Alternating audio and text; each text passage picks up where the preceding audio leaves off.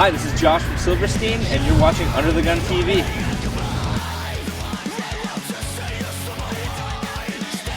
I would say the response to our new album, This Is How the Wind Shifts, has been extremely positive.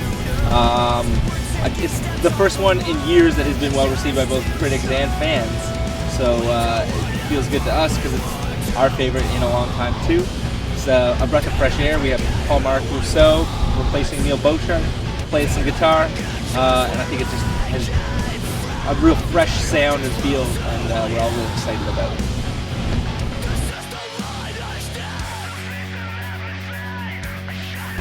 Definitely bringing Paul-Marc into the mix changed things a bit, just changed the overall dynamic.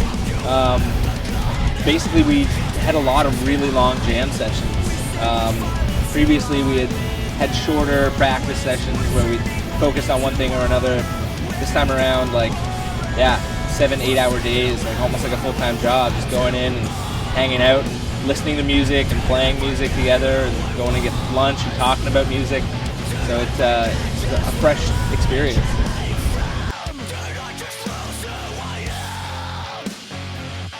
I'd say more emotionally driven than anything. There are some story elements to it, but it's not like a linear story like a lot of concept records where it's like a movie or a play from start to finish. It's snippets of people's lives inspired by different emotions and just basically the different ways of dealing with things, and the fate can have a huge impact on a situation by it going one way or the other.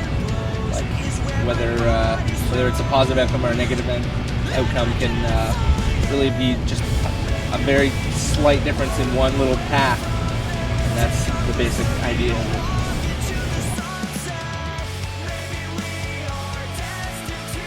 Yeah, it's basically just about something everybody can relate to, where you look back on something that happened in your life and wish it could have gone differently. Just kind of looking at both sides of the coin in any situation.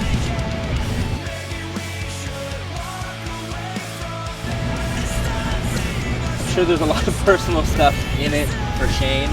I took inspiration from a lot of it because I went through actually a pretty miserable breakup right over the course of making the record, which didn't help me any. Feeling settled and feeling creative. And I know actually two of the other dudes have recently had events in their lives involving relationships that have been both positive and negative. Songs like Arrivals and Departures, which parallel each other, kind of the different sides of that coin. One of them is about the beginning of a relationship, and one's about a relationship coming to an end. I related heavily to that, and I know the other guys wrote some of that from their experiences with relationships. So it is, it's close to home.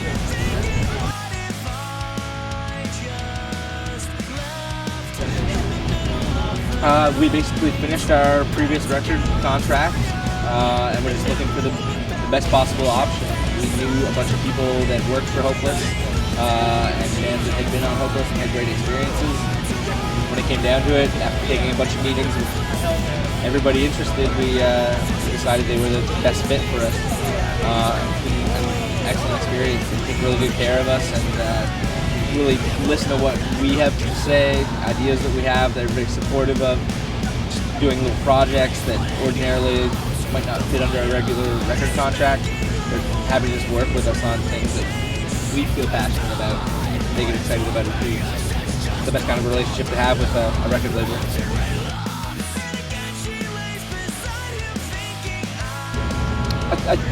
There's a poem that the album is actually named after called The Wind Shifts by Wallace Stevens. It came out, I think, in the early 1900s. And it kind of, it's got a bit of a depressing tone to it. And it likens humans to basically aging beasts.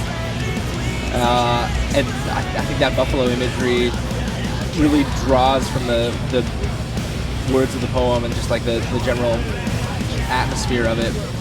Just gives this old animal that's kind of still very strong, but aging and definitely going downward.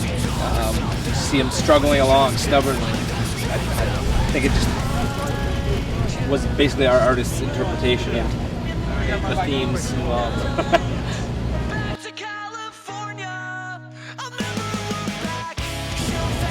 Yeah, there used to be many more Canadian dates, and even if there was just Toronto-Montreal this year, I would have been happy, but Montreal doesn't happen anymore. I miss Montreal. Montreal, French city in Canada, does a really good job of hanging out hard at shows. So have a good time. Miss playing that.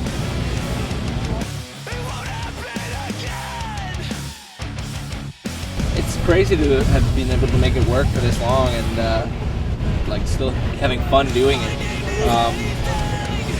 Very grateful, and I don't know what else I would ever really want to do. So I hope I'm able to continue doing it for years to come.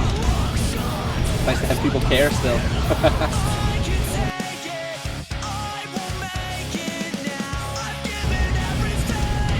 No, not my very first. I remember going to Warped Tour a bunch growing up. Always really enjoyed it. I thought it was a cheap ticket to see a whole bunch of shows at once, basically.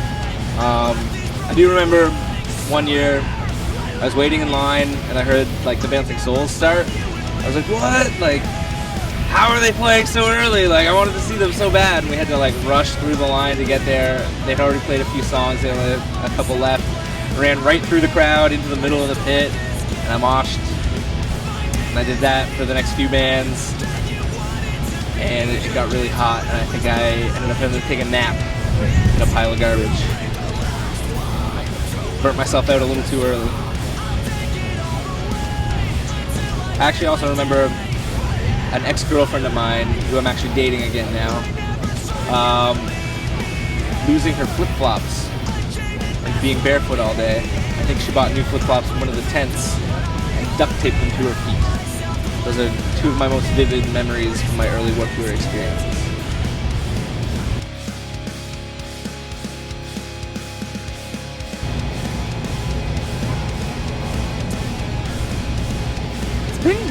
I want to say it's been fairly tame. We've been hanging out. We got a lot of friends here. I think we've toured with about 40 of the bands on it. So we have a lot of buddies. There's been some crazy wrestling stuff going on at nights. I don't know if you heard anything about that going on. Watched that the other night. Everybody's just hanging out and having fun this summer. No drama or anything. It's nice.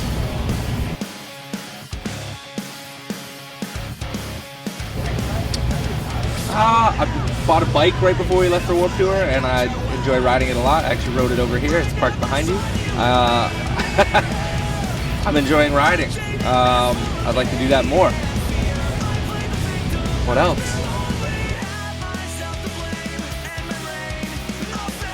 Of my own? Well, I like Sriracha a lot, and so I got a Sriracha bottle. I think that's kind of a crazy tattoo. I have a little tofu. I like that too. I eat vegetarian, so I think it's even got a little orange around it, which may or may not be some spores of Sriracha. I have a skull with a beard and a broken razor. That's a little weird. Those are probably my favorites, those three.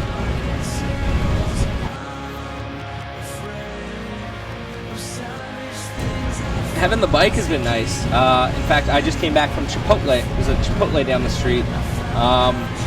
Some days we're not as fortunate as having it that close. You got to go a couple miles outside the park, maybe even more. And having a bike gives you the freedom to do that. So it's really nice to kind of escape from the Warped Tour environment for an hour or two here and there, and just feel like a part of the real world again. Because this is a very different experience. It's a very tight-knit community.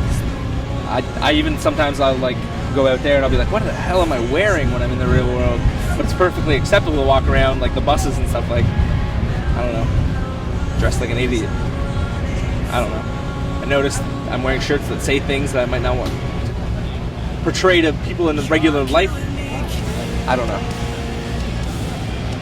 Escaping Warped for an hour a day is nice.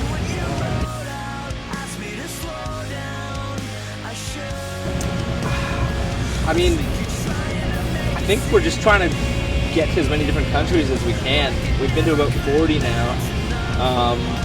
We're trying to always expand the number of places we can go. We're trying to get to India and Africa.